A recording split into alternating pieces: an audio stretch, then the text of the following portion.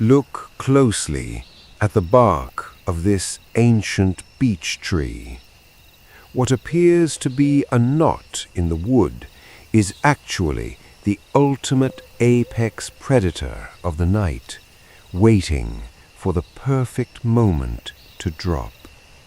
While the rest of the world draws the curtains, we are stepping outside. Relax, let the blue hour take over, and step into the world of the owl. There is a moment, just after the last light leaves the sky, when the world holds its breath. The birds that filled the afternoon with song have disappeared into the leaves. The insects have quieted. The long golden warmth of the day has folded itself away, and in its place comes something older and quieter and vast. Most of us at this hour draw the curtains. We turn on our lights. We retreat. But out there, beyond the glass, beyond the comfort of the lamp, the night is not empty. It is not still. It is alive in ways that daylight never allows. Alive with movement and shadow, with hunger and silence, with creatures so perfectly shaped by millions of years of darkness that they seem less like animals and more like the night itself given form. Tonight, we are going to step outside. We are going to let our eyes adjust and our breathing slow, and we are going to follow one of the most extraordinary animals that has ever taken to the air. It has been watching us for thousands of years from the branches above our fires, from the eaves of our temples, from the margins of our oldest stories. We have called it a ghost. We have called it a god. We have called it an omen. But tonight, we are simply going to call it what it is: the owl. Settle in. Breathe slowly. The forest is waiting. Chapter 1. The Ghost of the Night. Imagine a forest in the last fading moments of evening. Not a tropical jungle, not a mangrove forest, but something familiar and ancient, a temperate woodland, the kind that covers the great sweeping middle latitudes of our planet. Oak and beech and silver birch, moss on stone, the soft give of leaf litter underfoot. For most of the day, this forest has been busy. Sunlight filtered down through the canopy in long, shifting shafts. Wood pigeons clattered through the upper branches. A fox moved through the undergrowth in the early afternoon, nose low, ears turning. Squirrels chased each other in spiraling loops around the trunks of old trees, and high overhead a buzzard drew slow circles against a pale sky. But now the sun has gone. Not at once. It never happens all at once. It is a gradual surrender. The gold drains first from the treetops, then from the middle branches, and finally from the ground itself, where the last warm patches of light shrink and vanish like embers cooling on a hearth. What replaces the light is not simply darkness. It is something meteorologists call thermal inversion. During the day, the sun warms the earth, and that warmth rises. But at night, the process reverses. The ground begins to cool faster than the air above it, and a kind of stillness settles over the landscape, a soft, heavy calm that fills the spaces between the trees like water filling a bowl. The shadows lose their sharpness, edges blur, The world, for a few quiet minutes, seems to exist in a state of suspension, caught between what it was and what it is becoming. Photographers sometimes call this the blue hour. Scientists call it civil twilight. But for the creatures of the forest, it has a simpler, more urgent meaning. It is the signal. It is the moment when one world ends and another begins.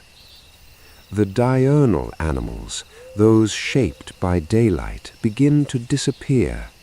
The small birds drop into the safety of dense thicket. Rabbits move closer to their burrows. The deer, which grazed so openly in the afternoon meadow, drift back into the shadow of the tree line and become almost invisible against the bark. And as they retreat, something else stirs. A wood mouse emerges from beneath the roots of an old oak tree, its whiskers trembling, its dark eyes catching the last trace of sky.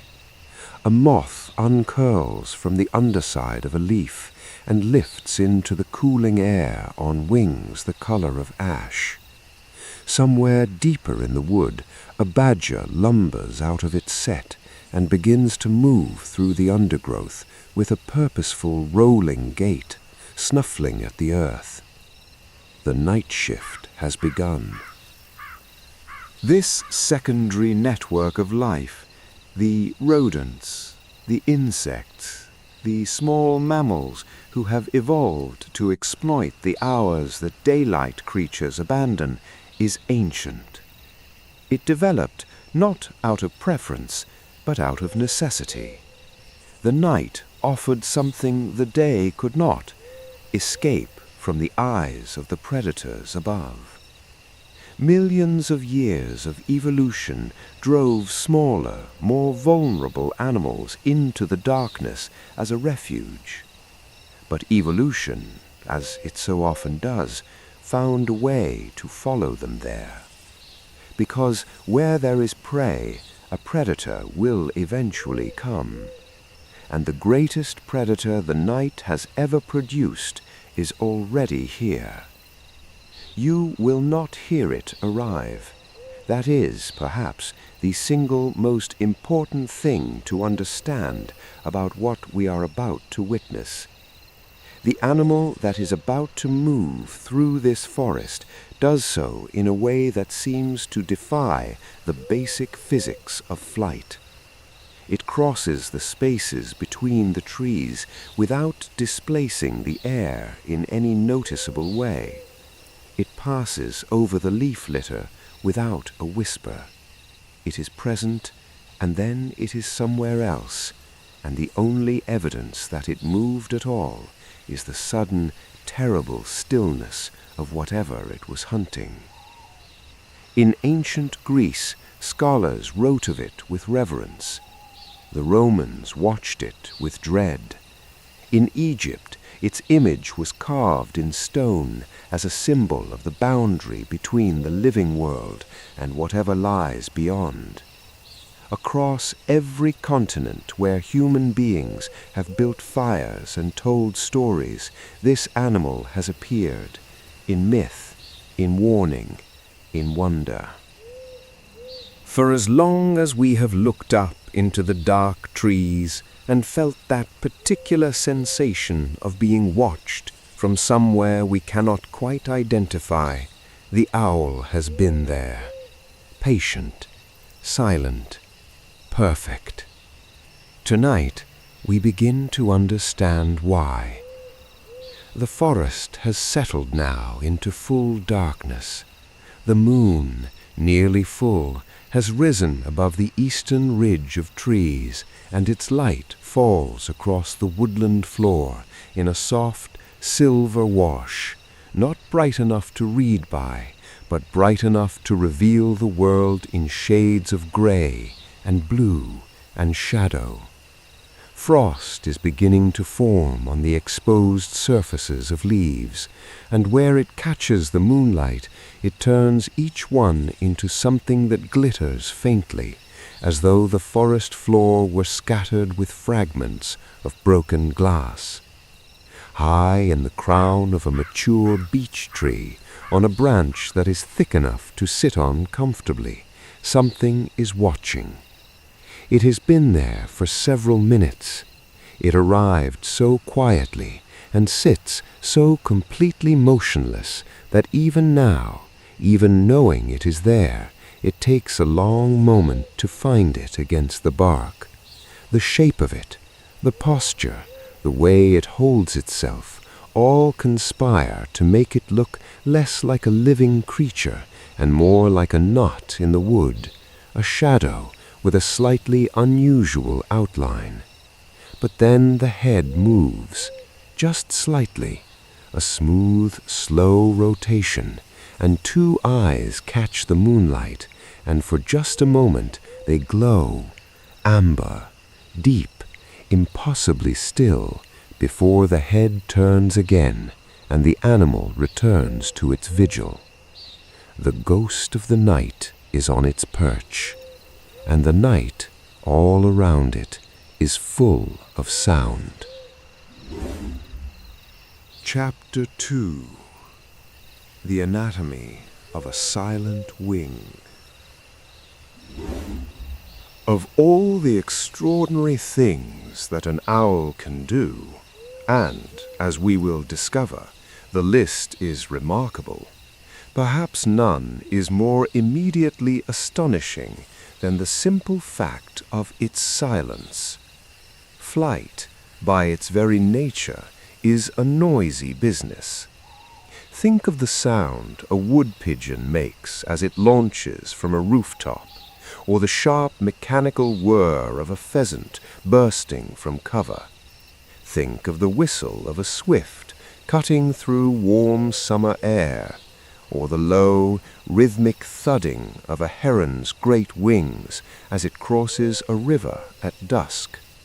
These are all perfectly competent flyers, animals that have been refined by evolution over tens of millions of years, and yet they all produce the same thing, sound, the unavoidable, physics-bound consequence of pushing a wing through air.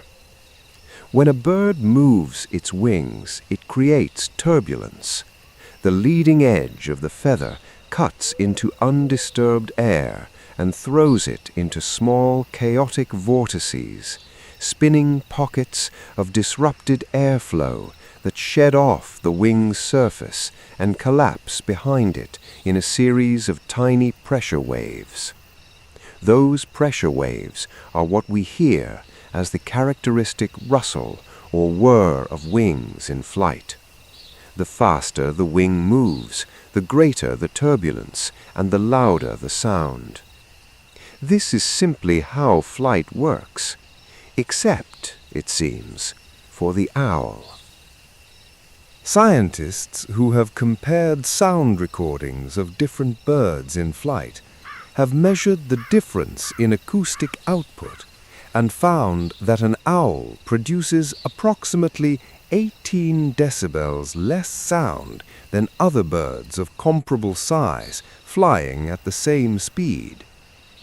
To put that in perspective, a pigeon moving through the air at average cruising speed sounds to a sensitive ear on the ground like a small fan, a recognizable, repetitive swooshing. An owl at the same speed produces something closer to nothing at all. How? The answer lies in the feathers, and it is worth pausing here, because what evolution has done to the owl's plumage is one of the most elegant pieces of biological engineering you are likely to encounter anywhere in the natural world. It begins at the front of the wing, with what ornithologists call the leading edge. In most birds, the outermost primary feathers, the long flight feathers at the tip of the wing that do most of the work of generating lift and forward thrust, have a relatively smooth leading edge, like the blade of a knife. Air hits this edge cleanly, flows over and under the feather, and in doing so creates turbulence. It is this turbulence, shed off the back of the wing, that creates noise. In owls, that leading edge has been transformed. Look closely at the primary feathers of a barn owl or a tawny owl under magnification, and you will find something extraordinary. A series of fine, stiff projections along the feather's edge, arranged in a precise comb-like row. These projections, each one a fraction of a millimeter wide, are called the comb serrations, and their function is deceptively simple. Instead of allowing a single, large, turbulent vortex to form as air hits the wing, they divide the incoming airflow into dozens of smaller, weaker streams. Each tiny stream still generates a small amount of turbulence, but the individual vortices are so small that they interact with each other, cancelling out before they have a chance to amplify into the pressure waves that produce audible sound. The leading edge of an owl's wing, in other words, is a noise-cancelling device, and it was arrived at not through any conscious design, but through millions of years of trial and error, generation by generation, with the quietest hunters surviving to pass their feathers on to the next. But the comb serrations are only the beginning. Run your hand across the upper surface of an owl's wing feather, something you might do if you visited a bird of prey center or held a rescued bird for release, and you would notice something unusual. The surface of the feather is not smooth, as it is in most birds. It is soft, velvet soft, almost luxuriously so, like the pelt of a very fine mammal. This softness is produced by a modification of the feather's structure at the microscopic level, where the individual barbs that make up the feather's surface have been made floppy and loose, rather than hooked and rigid, as they are in other birds. This is called the dorsal velvet, and its purpose is equally ingenious. As an owl moves its wings through the air, its feathers move against each other. They flex, they overlap slightly, they shift with every change in wing angle. In most birds, this feather-on-feather contact produces a faint but audible rustling, a structural noise that adds to the overall acoustic signature of flight. The velvet coating of owl feathers absorbs this contact, softening every tiny collision between surfaces until the sound they generate drops below the threshold of what is detectable. And then there is the trailing edge. As air flows over a wing and exits from its rear, it tends to generate what aeronautical engineers call trailing edge noise, a soft but persistent hiss produced by the turbulent wake shed off the back of the feather. To address this, owl feathers have one final modification. Their trailing edges, rather than being smooth and defined, are soft and ragged, fringed with loose, hair-like filaments that extend back from the feather's surface like the fringe on a shawl. These fringes break up the exiting airflow before it has a chance to form coherent vortices. They scatter the air's energy in multiple directions simultaneously, converting what would have been a clean, organized, and therefore detectable wake into a diffuse, incoherent whisper that disperses instantly into the surrounding air. The result of all three of these modifications working together, the serrated leading edge, the velvety upper surface, and the fringed trailing edge, is a wing that moves through the night air in what is, for all practical purposes, perfect silence. And this matters not because it makes the owl difficult to detect, though it does that too, but because it protects the owl's most extraordinary sensory system from the one thing that could overwhelm it, its own noise. An owl, as we are about to discover, hunts primarily by sound. Its ears are instruments of almost unimaginable sensitivity, capable of detecting the faintest rustle of a mouse moving through grass from 40 meters away. But ears that sensitive are also vulnerable to interference.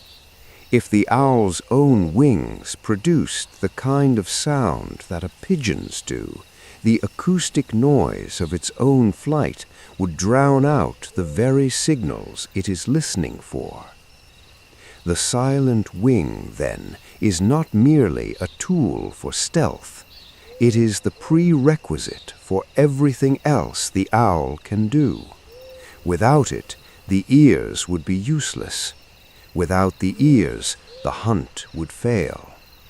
The silence of the wing and the sensitivity of the ear are not two separate adaptations. They are one system, evolved together, dependent on each other, beautiful in their interdependence. Outside, the beech tree stands motionless in the still air of the night. The owl on its branch has not moved, but its ears are open, turning softly, processing a constant stream of acoustic information from the world below. It is listening. And what it hears, we are about to try to understand. Chapter 3. Ears that see. Close your eyes for a moment. Not because there is nothing to see, there is always something to see, but because this is, in a small way, an act of empathy. It is an attempt to understand what it is to be an animal for whom sound is not a supplement to vision, but its equal. An animal for whom the world of noise is not a backdrop to the world of images, but a complete and three-dimensional map in its own right. For us, hearing is directional only to a rough degree. We can tell, broadly, whether a sound is coming from our left or our right, from in front of us or behind us.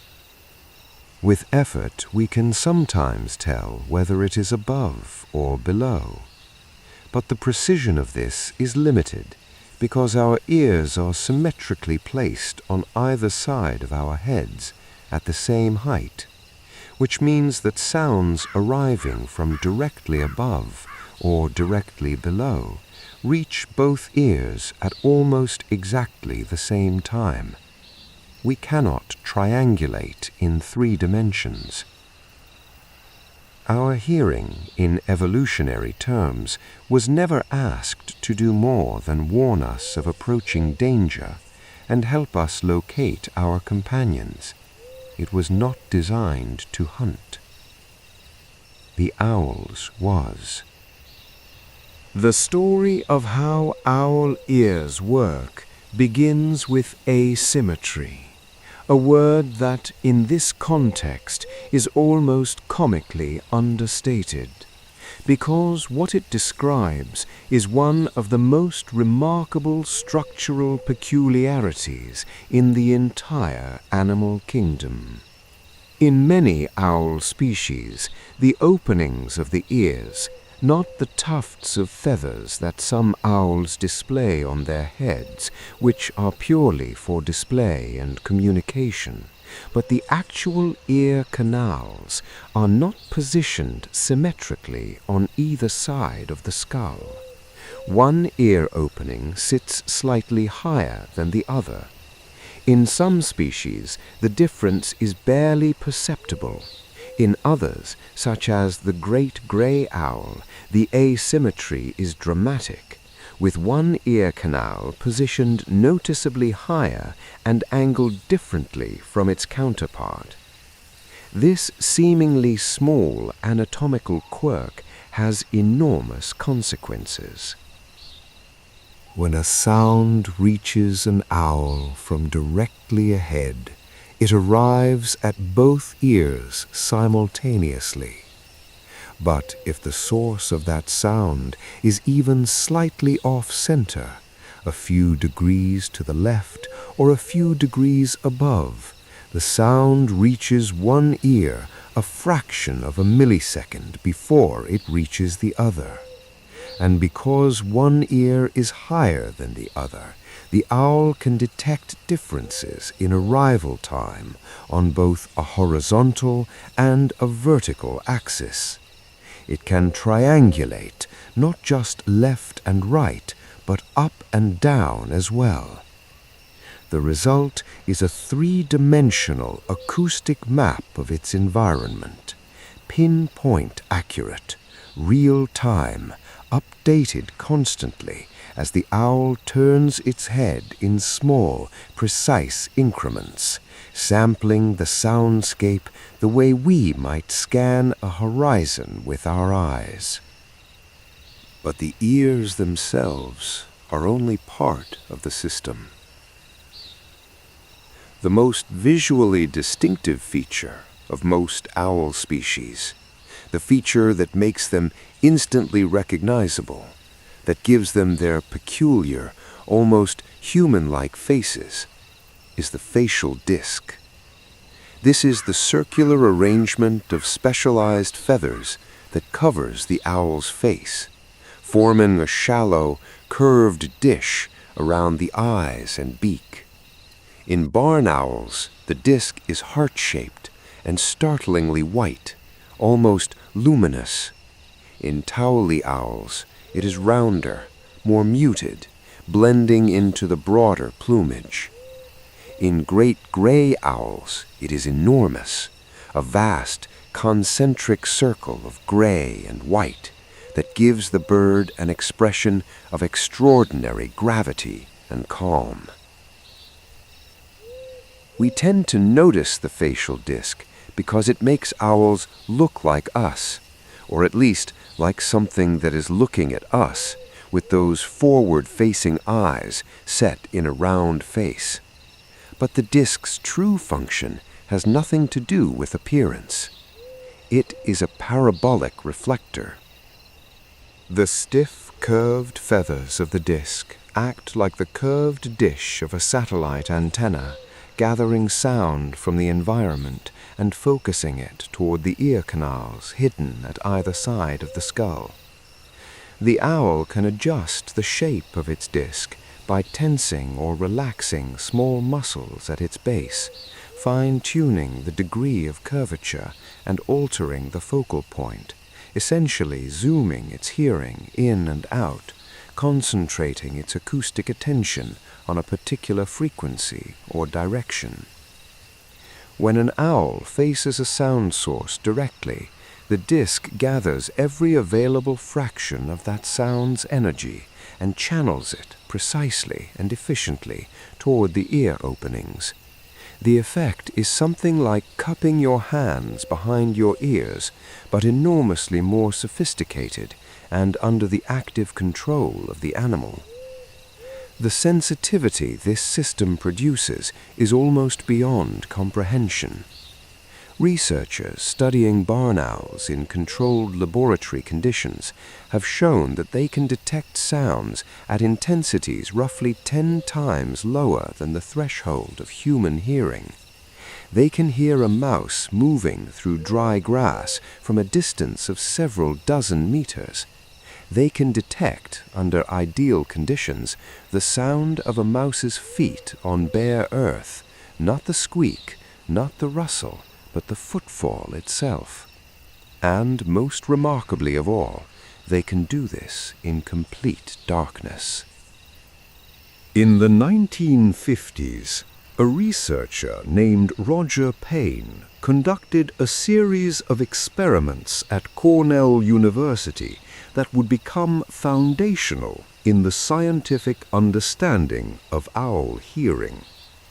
Payne placed a barn owl in a completely light-sealed room, not merely dark, but in a state of absolute blackness, in which no photon of light whatsoever was present. In this room, he then dragged a small wad of paper through dry leaves and observed what happened. The owl struck it, not approximately, not in the vicinity of the sound. It struck the moving paper wad with the same precision it would have used in full daylight, hitting it with both feet, talons spread, with flawless accuracy. Payne's experiment ruled out every other possible explanation. Sight, obviously, given the darkness, but also smell, which owls are not known to rely on, and infrared heat detection, which barn owls do not possess. The owl was hunting purely by sound, and it was doing so with the kind of precision we associate with vision. The ears, in other words, were seeing for it.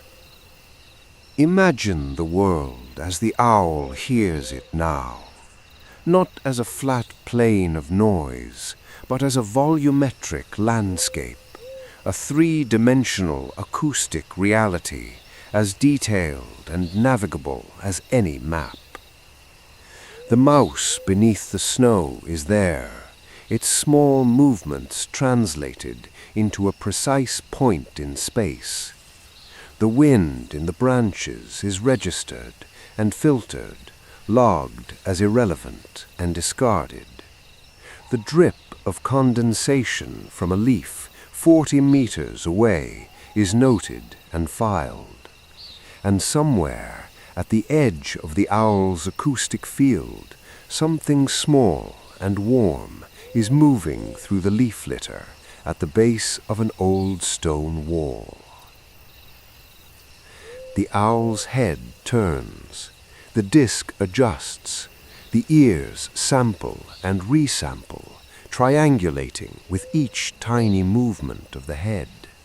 And when the point in space where the sound is originating has been located to within a degree of accuracy, when the map has a precise mark on it, the owl leans forward. Chapter 4. Eyes of the Night. We have spoken of the owl as an animal of sound, and rightly so, but this would be an incomplete portrait without pausing to consider what happens when the owl opens its eyes. Because owl eyes, for all that they are often overshadowed by the drama of the ears, are extraordinary in their own right.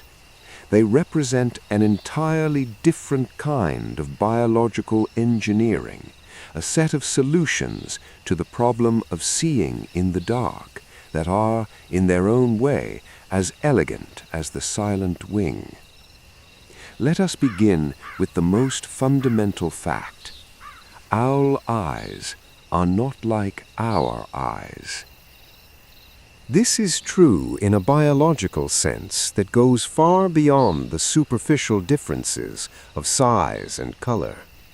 Human eyes, like the eyes of almost all vertebrate animals, are roughly spherical, round balls of tissue suspended in the eye socket, capable of rotating freely in any direction, gathering light through a lens at the front and projecting it onto the curved retina at the back.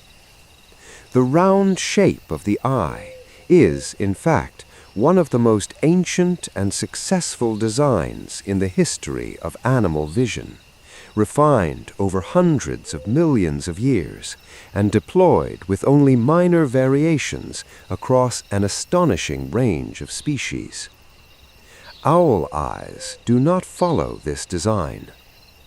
Rather than spheres, owl eyes are elongated cylinders, tubes of tissue held rigid in their sockets by a structure of interlocking bony plates called the sclerotic ring. This tubular shape is not incidental. It is a precise solution to a specific optical problem. An elongated eye allows for a longer focal length, which means the retina is positioned further from the lens, and a retina that is further from the lens receives a larger, more magnified image, in the same way that moving the film in a camera further from the lens produces a larger image on the film. For an animal that needs to see in low light conditions, this magnification is enormously valuable, but it comes at a significant cost. Because they are tubes rather than spheres, and because they are held in place by those rigid bony rings, owl eyes cannot move, not even slightly. Where our own eyes perform dozens of tiny automatic movements every second, micro-adjustments, tracking movements, the constant restless scanning that keeps our visual field updated, an owl's eyes are fixed, locked in place, staring permanently forward with a gaze that is, in the truest sense of the word, unwavering. This fixity gives the owl its characteristic expression of focused, almost unsettling intensity. We read it as attention, as intelligence, as awareness, and in a sense we are not wrong, but the biological reality is simply that the animal has no choice but to look straight ahead, because its eyes are incapable of looking anywhere else. To compensate for this, the owl has evolved something arguably more impressive: the neck. An owl's neck contains the same number of vertebrae as a human neck, 7 in both cases, but the architecture of those vertebrae and the arrangement of the blood vessels that pass through them has been modified in ways that allow the owl to rotate its head to an angle that would be, in any other animal, immediately fatal.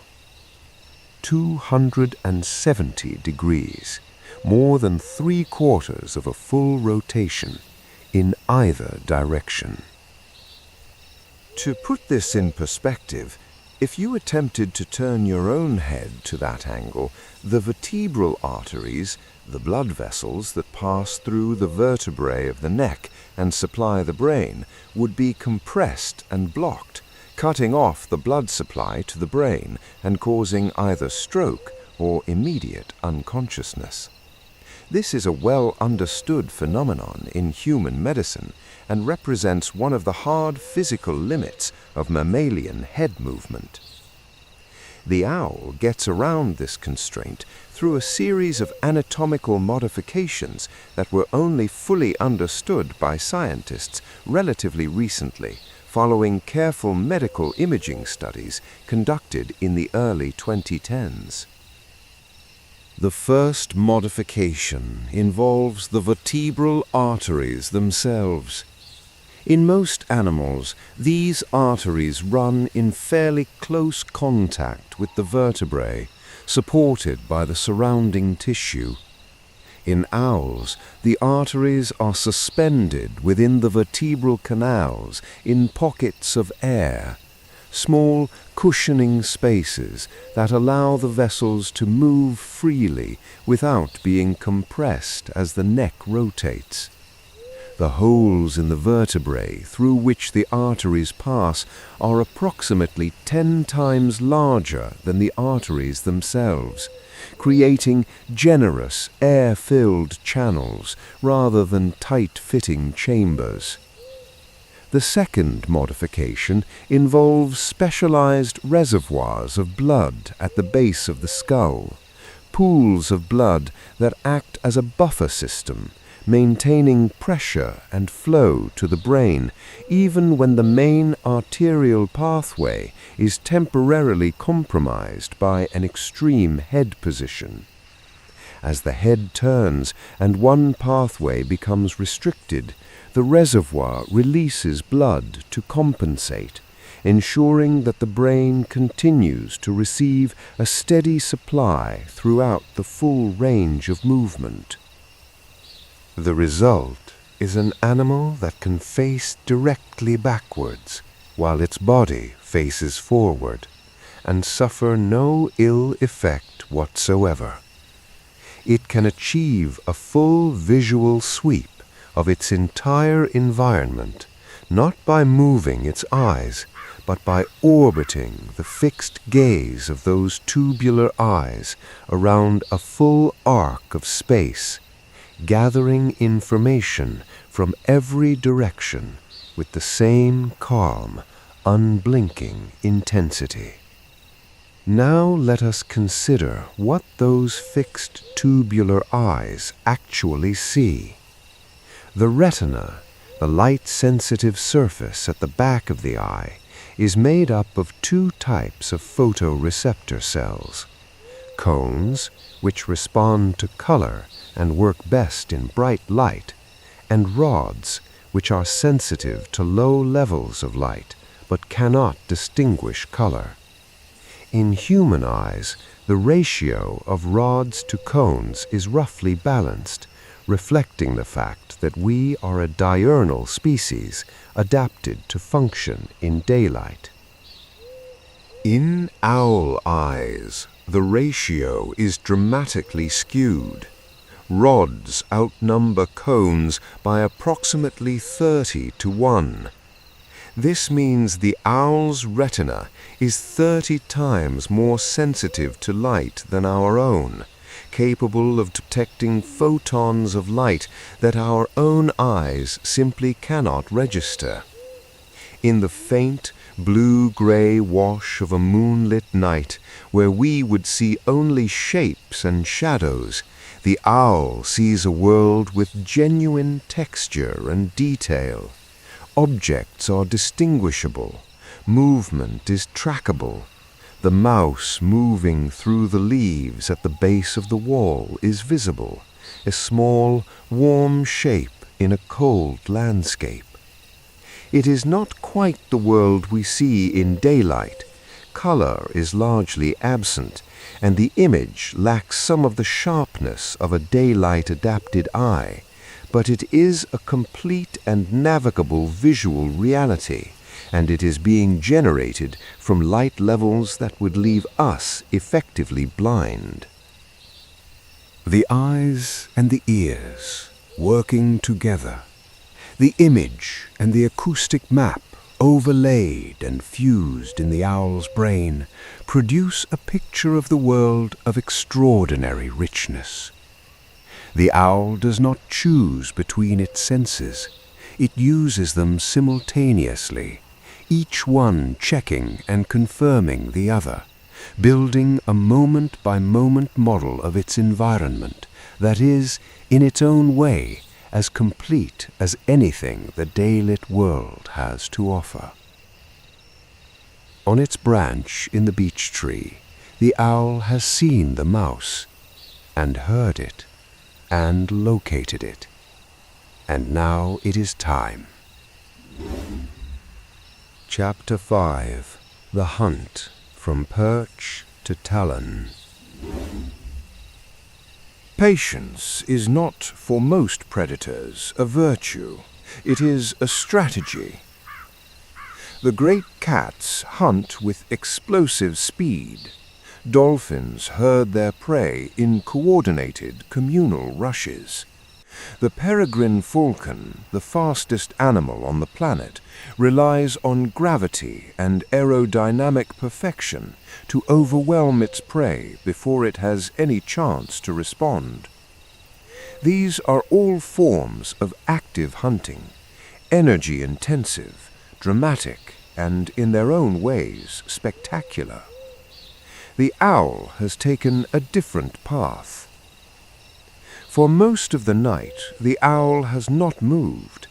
It arrived at its perch silently, settled its feathers, and then became, to all outward appearances, part of the tree. This is not laziness, and it is not indecision. It is the most efficient hunting strategy available to an animal with the owl's particular set of capabilities. By remaining perfectly still, the owl generates no noise that might alert prey to its presence. It conserves energy that would otherwise be burned in flight, crucial for an animal that may hunt through an entire night and must have enough fuel to sustain itself through the cold daylight hours of inactivity. And by staying on its perch, it gives its extraordinary senses time to do their work, to assemble a precise, detailed, continuously updated map of everything moving in the world below. This strategy is called perch and pounce. It is used to varying degrees by most owl species, and it is the foundation upon which every other element of the hunt is built. The owl on the beech tree has been monitoring the area below for the better part of an hour. In that time, it has heard and dismissed dozens of signals, the patter of rain falling from upper branches onto lower ones, the rustle of a hedgehog moving purposefully along the base of the stone wall, the brief and distant screech of another owl 3 fields away, marking the boundary of its territory. All of this has been registered, processed, and categorized. The owl's brain is, in this sense, running a constant triage, evaluating each new sound against an internal library of known patterns, assigning relevance scores, discarding the noise. And then something changes. A small movement, perhaps 30 meters below and 15 meters to the left of the perch. The acoustic signal is faint, barely distinguishable from the general background of the night, but it is regular and it is moving. The particular combination of frequency and rhythm matches a pattern that the owl's auditory cortex has encoded through thousands of previous hunts. This is the sound of a small mammal moving through dry leaf litter, a wood mouse most likely, or possibly a vole. The owl's head locks onto the signal. What follows is a sequence of events that happens so quickly and with such smooth integration of sensory information and physical movement that it is almost impossible to break into individual steps, and yet each step is distinct, each one a product of millions of years of refinement. The head makes a series of tiny, incremental adjustments, each one recalculating the precise 3-dimensional location of the moving animal below. The facial disc tightens slightly, increasing its acoustic gain. The eyes, those great, fixed, light-saturated tubes, locate and hold the shape of movement among the leaf litter. The brain fuses the acoustic and visual data, resolving them into a single, unified point in space. Then the wings open. Not with a snap or rush of air. The wings open slowly, almost gently, as though the owl is simply unfolding itself from its resting position. The initial movement off the perch is almost completely vertical, a controlled drop rather than a launch, allowing gravity to provide the initial momentum without any of the energetic wing beats that would generate noise. Only once the bird is clear of the branch and committed to the glide does it extend its wings to their full span and begin the long, silent approach. Owls glide at hunting speeds of approximately 3.5 to 4 meters per second, a pace that is almost leisurely by the standards of the aerial world. The great grey owl has been measured approaching at closer to 2 meters per second, a speed that allows it to make real-time corrections to its flight path as new acoustic information arrives. This is crucial because the target is moving and the owl must continuously update its trajectory to match not where the mouse is, but where the mouse will be at the moment of impact.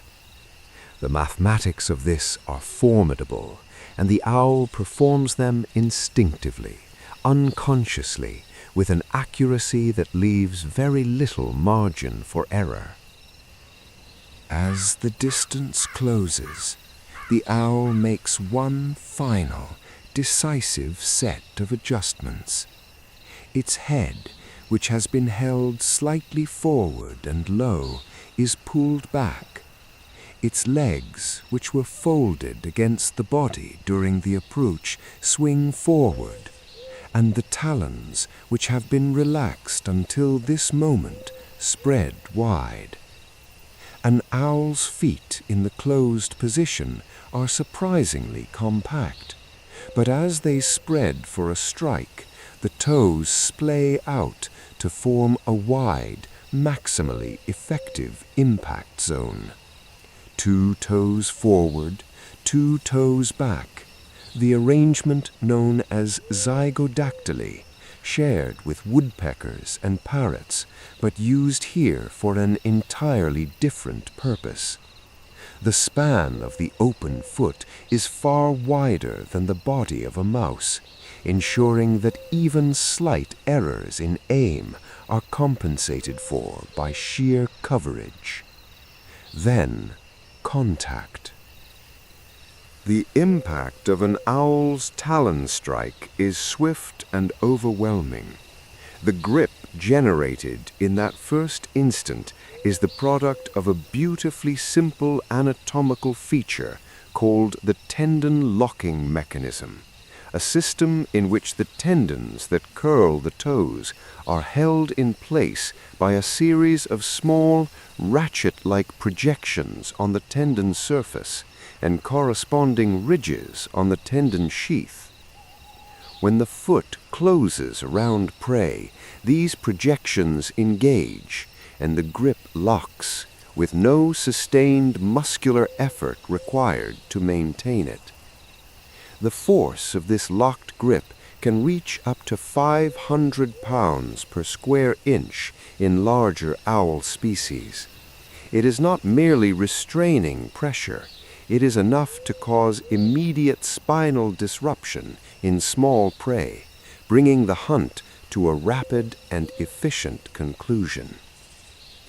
The owl lands on the leaf litter with the sound like a cloth dropping onto a floor. Then silence. Then the soft, rhythmic movement as it assesses what it has caught, adjusts its grip, and prepares to carry its meal back to the perch.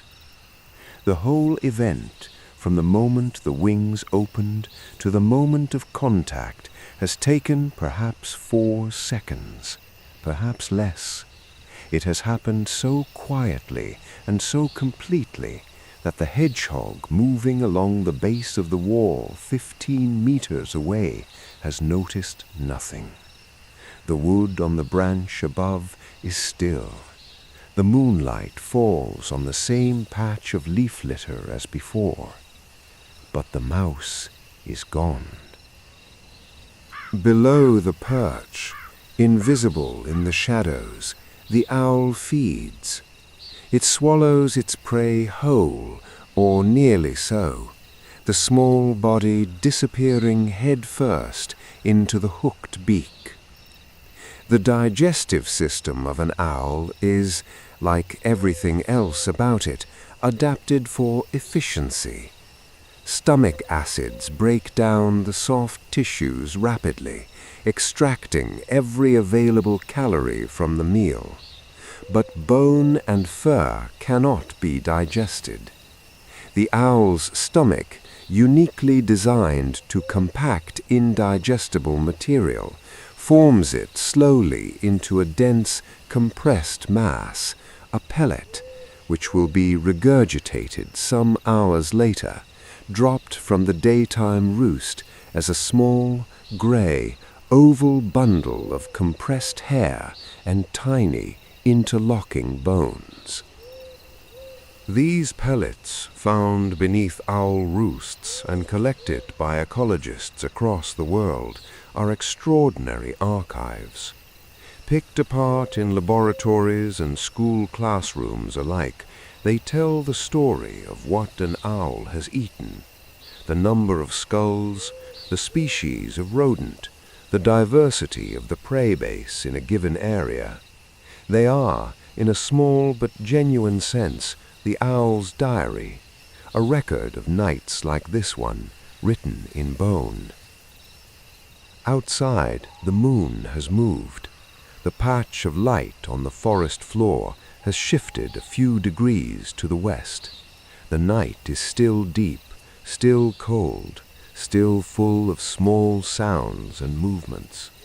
The owl has finished its meal and returned to the perch, where it settles its feathers once more and resumes its watch.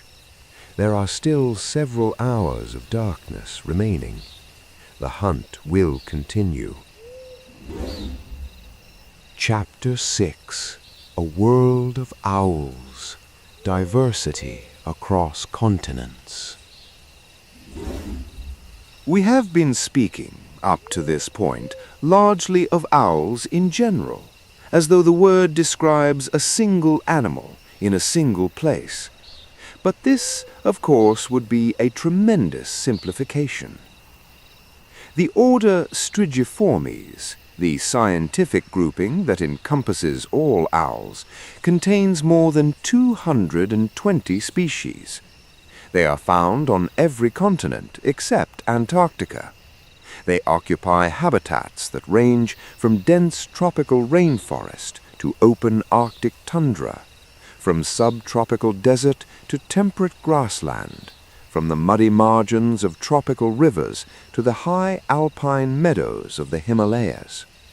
And while they all share the fundamental characteristics we have been exploring, the silent wings, the sensitive ears, the forward-facing eyes, the specific forms those characteristics take vary enormously between species, shaped by the particular demands of the environment each one has evolved to inhabit.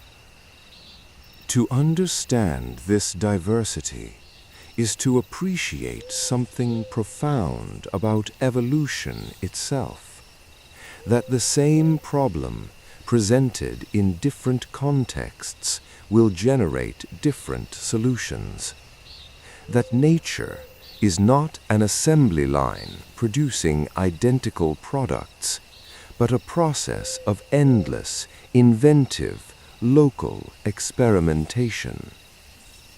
Let us travel, then. Let us move through the world's great habitats and meet a few of the owls that have made them home. We begin in the far north. The Arctic tundra in winter is, by most measures, the most inhospitable terrestrial environment on the planet. Temperatures fall to -50 degrees Celsius and below. Blizzards sweep across the flat, featureless landscape for days at a time. The sun does not rise for weeks. And yet, in this landscape of ice and wind and endless cold, one of the most striking owls in the world not only survives, but thrives. The snowy owl is, first and most obviously, white. This is not merely camouflage, though it is certainly that, providing extraordinary concealment against a background of snow and ice. It is the result of plumage that is exceptionally dense, with downy feathers packed so tightly that they extend right down to the tips of the toes, covering the feet entirely in what functions as a pair of built-in thermal boots. In temperatures that would kill most birds within hours, the snowy owl sits calmly on an exposed rock or ice ridge, watching the open ground with those great pale yellow eyes. The snowy owl is also uniquely among the owls we have discussed a creature of daylight.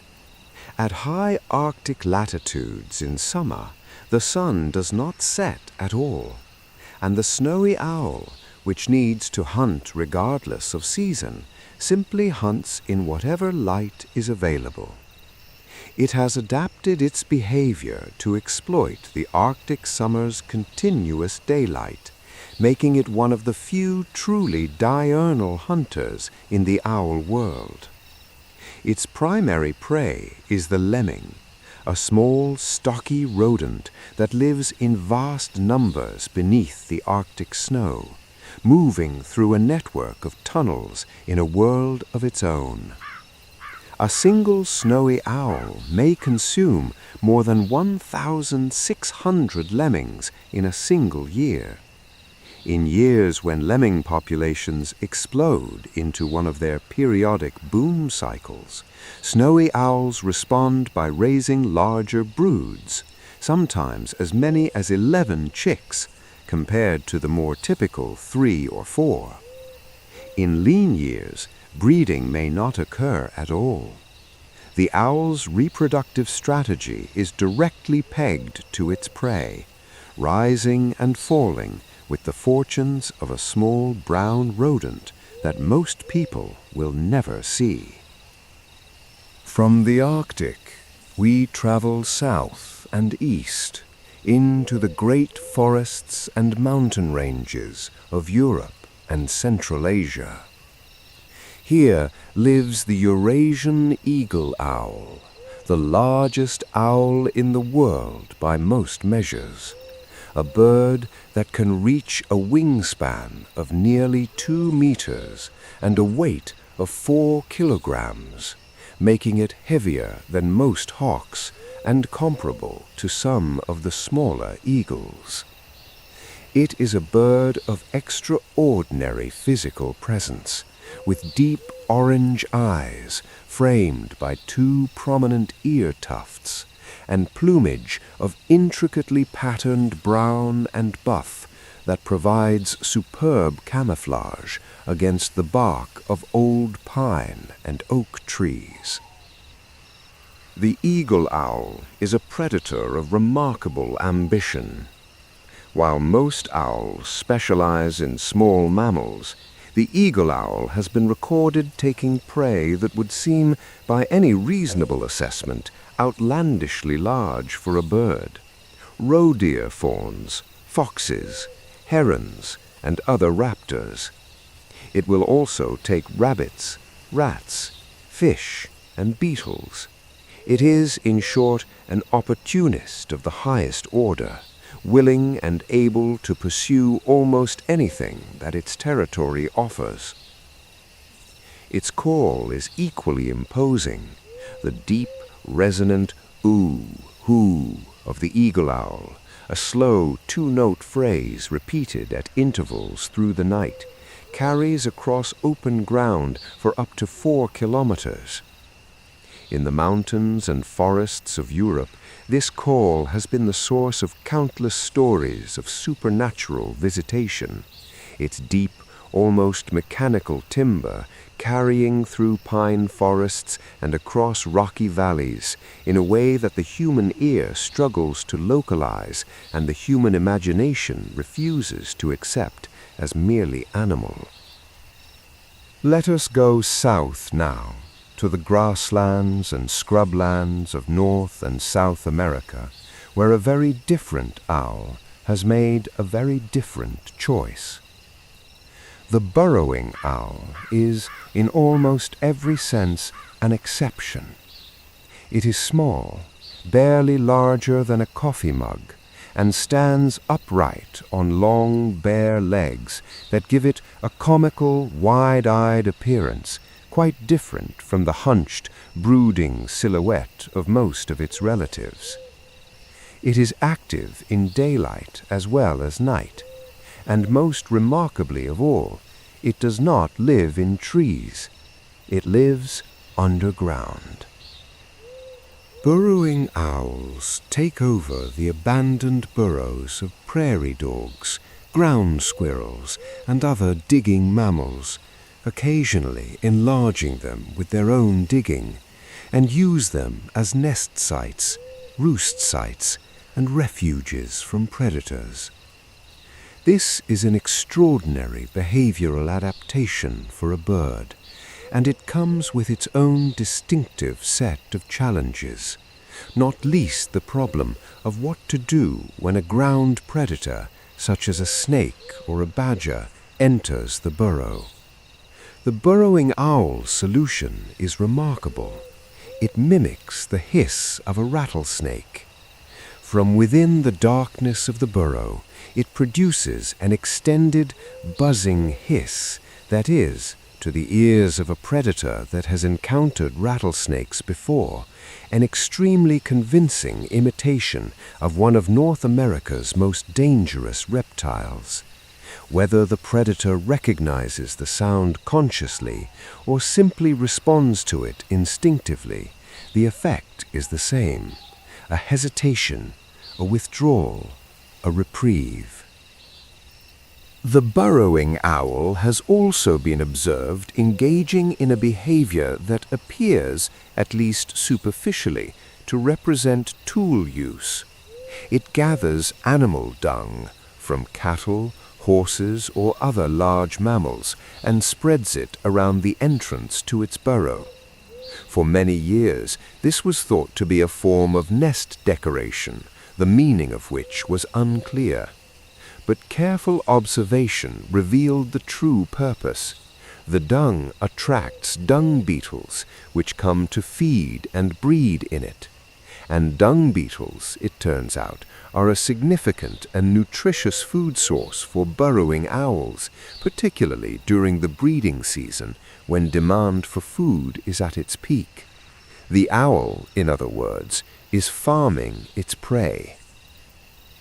We move now to the woodlands of eastern North America, where a small, compact owl has evolved one of the most extraordinarily effective camouflage systems in the avian world.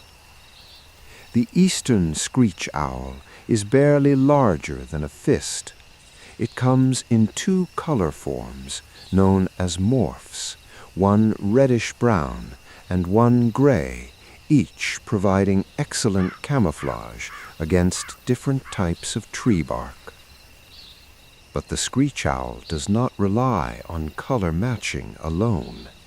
When it roosts against a tree trunk in daylight, it adopts a posture that ornithologists have called the broken stick, elongating its body, compressing its feathers tightly against itself, raising its ear tufts to points, and closing its eyes to slits. In this position, it transforms itself from a recognizable bird shape into something that looks exactly like a broken stub of branch or a knot in the wood. And then it sways, very slightly, very slowly. A gentle, rhythmic movement, synchronized with the motion of nearby branches in the breeze. By moving when the tree moves, and being still when the tree is still, the owl eliminates the one visual cue that might otherwise betray it, the difference in movement between a living creature and its background. It is a performance of remarkable sophistication, and it works. Finally, let us consider an owl that has apparently abandoned some of the adaptations we have come to think of as fundamental. Fishing owls, a group that includes species found across Africa and Asia, among them Pell's fishing owl of the African rainforest, have evolved to hunt in an environment where the silent wing and the sensitive disc are, for once, unnecessary. A river, particularly a fast-flowing tropical river, generates its own relentless acoustic noise. The rush of water over rocks, the constant turbulence of the current, the slap of waves against exposed roots, all of this creates a wall of sound through which the facial disc cannot function usefully because the acoustic landscape is too chaotic for directional sound detection to provide meaningful information. And in an environment where the primary prey is fish, which live below the water's surface, the aerodynamic silence of the wing becomes irrelevant. A fish cannot hear an owl approaching through the air. The fishing owl has, accordingly, abandoned both. Its wing feathers lack the combed serrations, the velvet coating, and the fringed, trailing edges of its land-hunting relatives. Its facial disc is reduced or absent. It hunts instead by sight, watching the water's surface from a low perch, looking for the glint of scales near the surface, the ripple of a fin, the telltale disturbance of a fish rising to take an insect. And when it strikes, it does so with feet adapted, not for the crushing grip of the Talon lock, but for the wet, slippery, writhing resistance of a live fish. The soles of its toes covered in small, spiny scales that act like hooks, preventing the fish from twisting free during the fraction of a second between contact and control. Same order, same deep evolutionary history, same basic body plan, but a fundamentally different animal, shaped by a fundamentally different world. This is what 220 species means. Not repetition, but variation. Not a single answer, but a family of answers to a family of questions that the world has been asking in different languages for 60 million years. Chapter 7. The Owl in Human Dreams. We have spent this night learning to see the owl as a scientist might see it, as a system of extraordinary adaptations, a product of deep evolutionary time, an animal of near-perfect efficiency. And all of that is true, every word of it. But human beings have never been entirely comfortable reducing the owl to biology. Something about this animal, the forward-facing eyes, the silent presence in the darkness, the sense of being watched by something that you cannot see, has always moved us in ways that resist purely rational description. The owl has been with us, not just in the forest, but in our minds since the beginning of recorded history, perhaps longer. Let us follow it there, into the oldest stories. In ancient Greece, the owl was inseparable from Athena, the goddess of wisdom, craft, and reasoned thought. The specific species associated with her, the little owl, a small, compact bird of open rocky landscapes and old stone buildings, appeared everywhere in Athenian culture. It appeared on the silver coins of Athens, looking out from the reverse of the tetradrachm with its characteristic wide-eyed gravity. Soldiers carried the image of it into battle. Philosophers wrote about it as a symbol of the mind's ability to see clearly in the darkness of ignorance, to find truth where lesser faculties see only obscurity. The association was not arbitrary. The owl's forward-facing eyes, its capacity for stillness and observation, its connection to the night hours when the rational world retreats and the deeper, harder questions emerge, all of these made it a compelling symbol for a culture that placed the examined life at the center of its values. But in Rome, just a few centuries later, and a few hundred miles to the west, the same creature carried a very different meaning. Roman augurs, the priests responsible for interpreting divine will through the behavior of birds, regarded the owl with deep unease. If an owl perched on a public building, it was a portent of catastrophe. If one called from the rooftop of the Capitol, sacrifices were required to avert whatever disaster it had announced.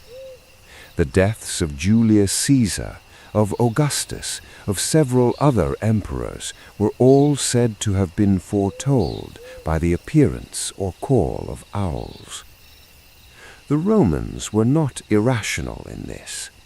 The owl's call in the night, heard from within a warm building, has an undeniably unsettling quality, a sound that seems to come from nowhere and everywhere at once, that appears and disappears without explanation. To a culture deeply invested in the interpretation of omens, a sound that you cannot locate, produced by a creature you cannot see, must have seemed like exactly the kind of message that the invisible world might send. In ancient Egypt, it offers a different reading altogether. In Egyptian hieroglyphic writing system, one of the oldest and most sophisticated scripts in human history, the owl appears as the phonetic symbol for the letter M. It is one of the 24 uniliteral glyphs that form the core of the system, present in thousands of inscriptions across 3,000 years of Egyptian civilization. The owl depicted in these inscriptions is the short-eared owl, shown in characteristic frontal pose, the only hieroglyph to show a bird facing directly outward, which some scholars have interpreted as the Egyptians' recognition of the owl's uniquely forward-facing gaze. Beyond the purely phonetic, the owl in Egyptian iconography was associated with the night, the cold, and the passage between the living world and the realm of the dead. In funerary texts, it sometimes appears as a guardian of thresholds, an entity that inhabits the boundary between states, watching over the transition that all living things must eventually make. Across the world, in the forests of Japan and the northern islands of Hokkaido, the Ainu people, the indigenous inhabitants of those cold, forested islands, maintained one of the most reverential relationships with a single owl species found anywhere on Earth. The Blakiston's fish owl, the largest owl in the world, was known to the Ainu as Koton Kor Kamui, the god of the village. It was believed to watch over the community, to protect the settlement from illness and misfortune, and to mediate between the human world and the world of the gods. When a Blakiston's fish owl was sighted near a village, it was received not with alarm, but with gratitude. Ceremonial rituals were performed in its honor. The reverence was not without ecological insight. The Blakiston's fish owl is an apex predator of the riparian forest, the owl of rivers and fish-rich streams, and its presence indicated a healthy, productive ecosystem, clean water, abundant fish, intact forest. The Ainu's religious relationship with this owl was, in a practical sense, a relationship with the health of their own watershed. Revering the bird protected the environment that protected them. Across the Pacific, on the high desert plateau of the American Southwest, the Navajo and Hopi peoples hold the owl in similarly complex regard, though the emotional valence is different. For many Navajo communities, the owl is traditionally seen as a messenger of warning, an animal associated with death and the spirits of the departed. An owl calling near the home is a signal to pay attention, to take precautions, to consult with those who have the knowledge to interpret what is being communicated. The Hopi, meanwhile, associate the burrowing owl, the small, long-legged owl of the grassland burrows, with the underground, with seed germination, and with the guardian spirits of the earth. It appears in Hopi ceremony and art as a figure of protection, a watchful presence that presides over the boundary between the world above and the world below. What is striking about all of these traditions, Greek and Roman, Egyptian, Ainu, Navajo, Hopi, and dozens of others beside them, is how consistently the owl appears at thresholds, at the edge of day and night, at the boundary of the living and the dead, at the margin of the known world and the unknown one beyond it. It is an animal of transitions, perceived across cultures and centuries as something that exists in the in-between places, not quite of the day, not entirely of the darkness, but moving between them with an authority that has always struck us as something more than animal. Perhaps that is simply because the threshold is where we always find it, at dusk, when the light is going, at the edge of the wood where the open land gives way to shadow. In the old stories told by firelight, when the safe circle of warmth ends and the darkness beyond it begins, the owl is there, watching, patient, perfectly still. Epilogue, The Ghost of the Night. The forest has been dark for many hours now. Slowly, almost imperceptibly, the quality of the darkness has begun to change. Not brighter yet, not visibly, but the stars above the eastern tree line are beginning to fade, absorbed into a deepening blue that is something other than night. The owl on the beech tree has hunted 3 times. It has rested. It has listened to the changing soundscape of the early hours, the gradual quieting of the nighttime world as its creatures begin to settle, the first tentative movement of the dawn animals preparing to take their place.